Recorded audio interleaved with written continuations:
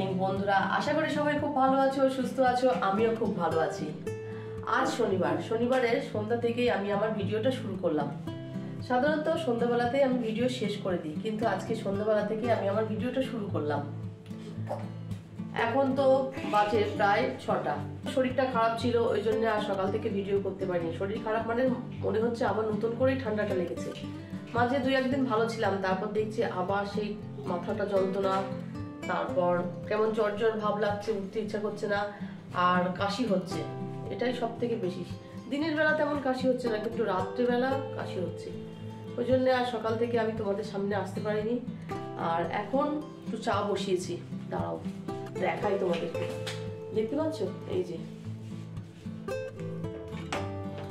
চা বসিয়ে দিয়েছি। এখানে চা হচ্ছে আমার জন্য, আর ছেলেদের তো কমপ্লান দেবো, ওদের দুধ গরম করতে দিয়েছি।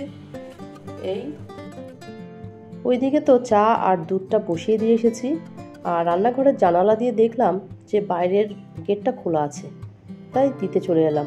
দেখো সন্ধ্যেবেলা কেমন লাগে চারিদিকটা, অন্ধকার, লাইট জ্বলছে সব। এদিকে গেটটা দিয়ে ঘরে যাব।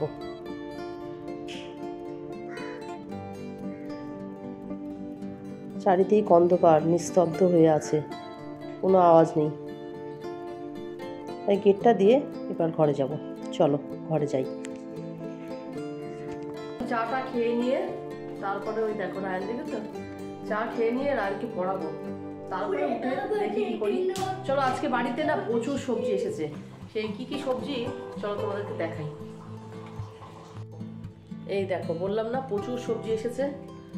এই দেখো, সবই কিনে নিয়ে আসা। বেগুনগুলো শুধু ওই মাঠের দিক থেকে নিয়ে এসেছে। আছে দেখো, এই দেখো কালো বেগুন, মানে ওগুলো পোড়ানো বেগুন।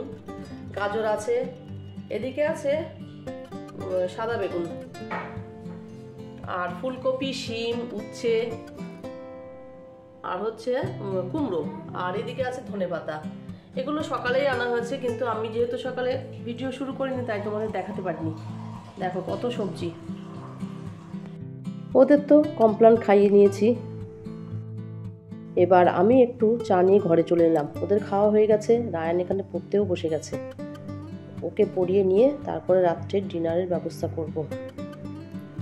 ও তো এখানে পড়ছে, এবার আমিও চাটা খেয়ে ওর পাশে বসবো। এখন বাজে প্রায় 9:15। 9:15টার সময় দেখো আমি সবজি কাটতে বসেছি। রায়ানকে কিছুটা লিখতে দিয়েছি, ও টেবিলে বসে লিখছে, আর আমি এখানে সবজিগুলো কেটে রাখবো। সবজিগুলো কাটা থাকলে আমার খুব সুবিধা হয়। অনেক তো সবজি চলে এসছে, তাই ভাবলাম কিছুটা কেটে ফ্রিজে রেখে দিই, যখন যেটা মনে হবে তখন সেটাই রান্না করব। তাই কাটতে চলে এলাম। এগুলো কাটার পরে তারপরে আবার ডিনারের ব্যবস্থা করব। যাই হোক, দেখো সবজিগুলো নিয়ে তো বসে গেলাম। সবজিগুলো আগে কেটে নিই, তোমরা দেখতে থাকো।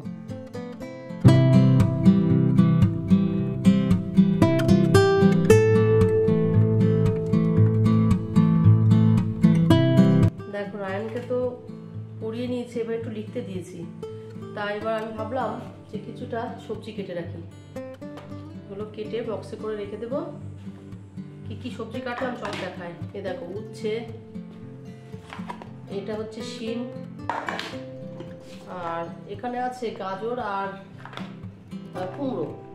এই দেখো, বুঝতে পারছো, গাজর আর কুমড়ো এটার মধ্যে কেটে রেখেছি। উচ্ছে আর শিম। ফুলকপিগুলো আর কাটবো না, আগের ফুলকপি একটু আছে তো ওই জন্য আর কাটবো না। ফুলকপিটা থাক, এখন রান্না করবো, যেদিন রান্না করবো সেদিনই কাটবো। এবার এই বক্সগুলো ফ্রিজে ঢুকিয়ে দেবো, দিয়ে এবার ডিনার বানাবো। দেখো ডিনার বানাতে চলে এলাম। আমি সবজি কাটার আগেই কিন্তু আলুর দম বসিয়ে দিয়েছি। আজকে নতুন আলুর দম করব, মানে ছোট ছোট যে আলুগুলো হয় সেই আলুরই দম করব। আর এদিকে আটাও মাখা হয়ে গেছে, মানে ময়দা লুচি করব। আটা আর ময়দা মিশিয়েই আজকে লুচি করব। দেখো লুচি করতেও চলে এলাম। এখন তো একটা শর্টকাট পদ্ধতি শিখেছি, ওই যে বেলে নিয়ে তারপরে 4 টুকরো করে নেব, ছুরি দিয়ে কেটে নেব। এটা খুব সুবিধা হচ্ছে, জানো তো, ওই একটা একটা করে বেলার থেকে আমার মনে হয় এটা খুব তাড়াতাড়ি হয়ে যায়। এইভাবেই লুচিটা বানিয়ে নিলাম, কারণ রাতটা অনেকটাই হয়ে গেছে, রায়ান খাবে, ঘুমিয়ে পড়বে, তাই এইভাবেই কেটে নিলাম। দেখো লুচিগুলো এবার ভেজে নেব। লুচিগুলো ফোলেও দারুণ, এইভাবে কাটলে বেশ লুচিগুলো দারুণ ফোলে, মানে মাখার উপরেও তো অনেকটা নির্ভর করে। যাই হোক, ওইদিকে তো আলুর দম হচ্ছে, এদিকে লুচিগুলো লাল লাল করে ভেজে নিয়ে আমরা খাওয়া দাওয়া শুরু করে দেবো। লুচি ভাজতে ভাজতেই ওর পাপা চলে এসেছিল, তাই ওর পাপা গরম গরমই খেয়ে নিল।